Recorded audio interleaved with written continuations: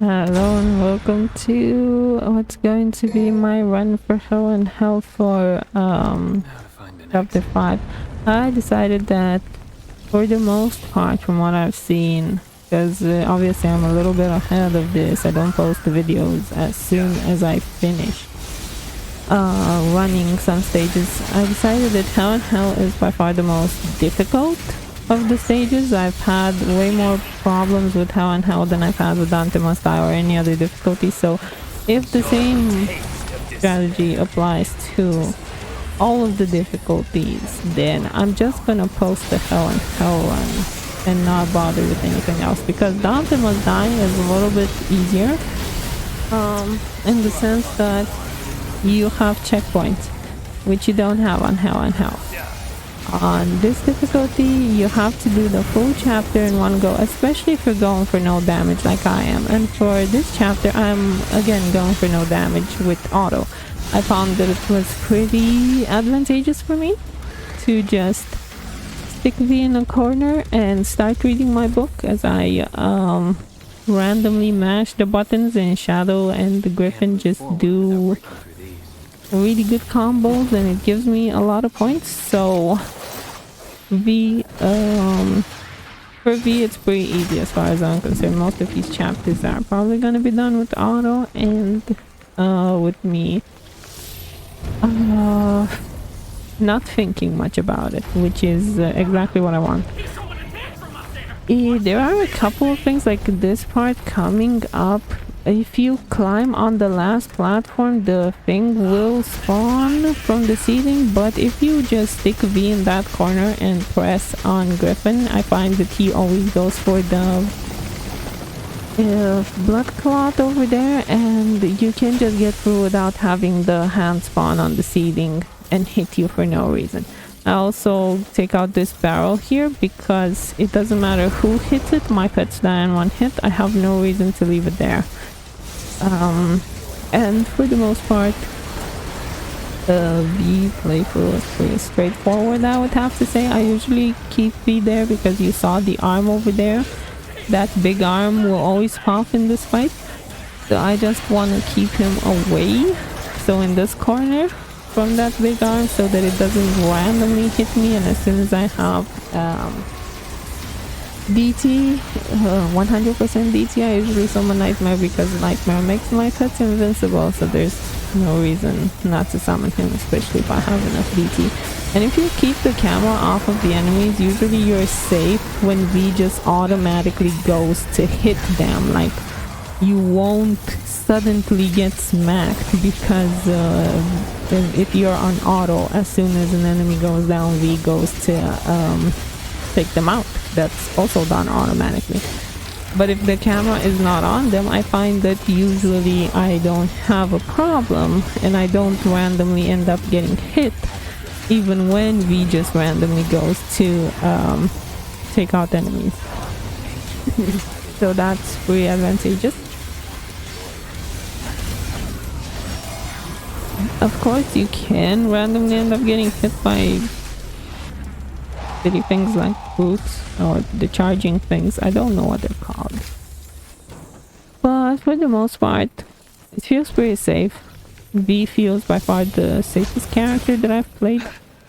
Most of his missions just keep him at a pretty safe distance. He's never usually in problem of dying, except for boss fights, of course.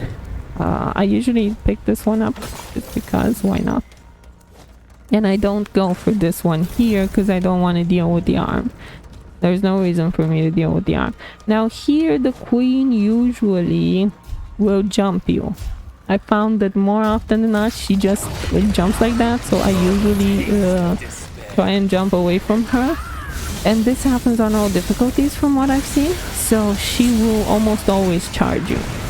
So I just jump a little bit to stay safe from her, and then proceed to another corner and start spamming the usual V shenanigans, which is reading my book, summoning Nightmare. And I do like to keep Nightmare out during this fight, just because the queen is pretty big and tanky, and that is Nightmare just helps taking her out faster, which means that I don't have to waste that much time on her. But because it's a pretty enclosed space, so she can get to you pretty fast and just randomly start swinging, and then your pets are dead and you're probably gonna follow, which is not very cool. But for the most part, this mission feels pretty safe. It's definitely easier than the other one, I would say. At the very least, it felt that way for me because the boss fight is also not as obnoxious, I would say. So I just had a bit of a blast. There's another barrel here that I shoot because I absolutely hate it. And then I just stick V in this corner. Wow, and surprisingly, like, the pets already killed some fodder enemies. But I usually just go back to the corner as soon as V is done taking out whatever fodder enemies were killed. Because you have, I believe, some nobodies here, and the nobodies are pretty tanky, so what I usually like to do is try and get... Of course the brute killed my cat. Of course. Like, there's no other enemy that can kill my cat. And yeah, there are two nobodies from what I remember that spawn here, which is not very pleasant. These enemies are very tanky, they move around a lot. But with Nightmare out and with the auto on, they go down pretty fast. Like, I haven't had a problem with them, and if I do, I just stick V in a corner, read my book. I'm always reading my book just to keep Nightmare out. And just try and get him as safe away as possible, because these nobodies are not like the brutes, so they don't attack if they are not on screen. And yes, they can be fast and annoying, but for the most part, if they are not on screen, they are not randomly attacking me or my pets for no reason. Which is what I personally find more manageable about them than the brutes. Now this is the last battle of the level before the boss. So if you made it here with no damage, that's pretty good. I'm almost at 5,000 points, which means I still, because I get a minus 0.8 multiplier, or better said, I get a 0.8 multiplier because there's no minus there. Because I'm using auto, so I do need the no damage run, because unfortunately on this difficulty you can't just have the no continue multiplier, you have to have them both, because as soon as you get hit you lose both of them. So this boss, usually you can dodge most of his attacks by just running around, especially this thing. You don't have to spam Shadow or Griffin or something, you can just run around and it'll never hit you. What I consider to be important here is to summon Nightmare as soon as your pets are dead, and not leave Nightmare out for long, because he can and will one-shot your pets very fast. So if you don't have DT, you are absolutely vulnerable, and this charge attack is very easy to dodge. I've never had a problem dodging that one. The attack that I do have a problem with is when he... Well, basically the phase that I have a problem with is when he goes into his berserk phase. And again, I just summon Nightmare just to get my pets back, and then I am spamming to de-summon him because I don't need him. And there he goes. And of course my pets got one shot. Now this is the dangerous part. You will always see this, and it's...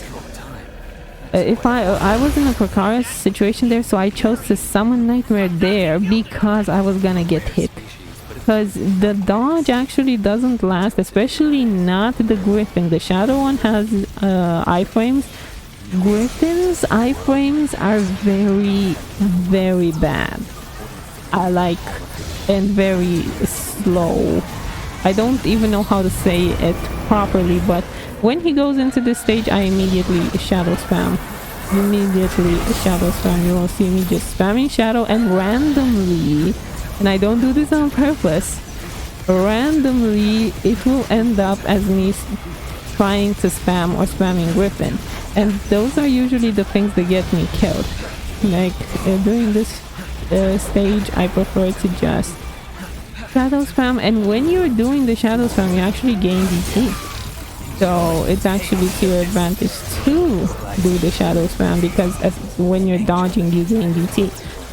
And now that I have Nightmare on, I'm just gonna start reading a little bit, but I usually just desummon him immediately. I don't, especially because he starts to get crazy like this during the second phase, and he usually just continuously summons this mode where you have to just spam dodge. It gets kind of annoying, but shadow dodge does give you so many iframes that you're probably never gonna feel it. The only danger I would say here is if you are Griffin dodging like you just saw me there. Griffin is not what you should be using for this. His iframes are bad. They're absolutely bad. And he can hit you. In fact, more often than not, when I get hit by this boss is during those stages where he slows down time and I, by mistake, hit back or forward, because the shadow dodge is from side to side. The Griffin one is back or forward, right?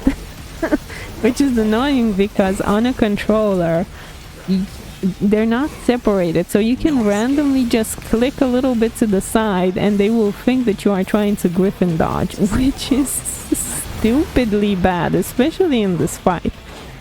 So if you're using a mouse and keyboard, you probably don't care. You're probably dodging correctly every single time and you have no issues. But with me, that I'm using a controller, it's nasty. But otherwise, this boss is pretty okay. It's definitely better than the other one, as far as I'm concerned. But yeah, that was the video. Thank you for watching. Have a nice day.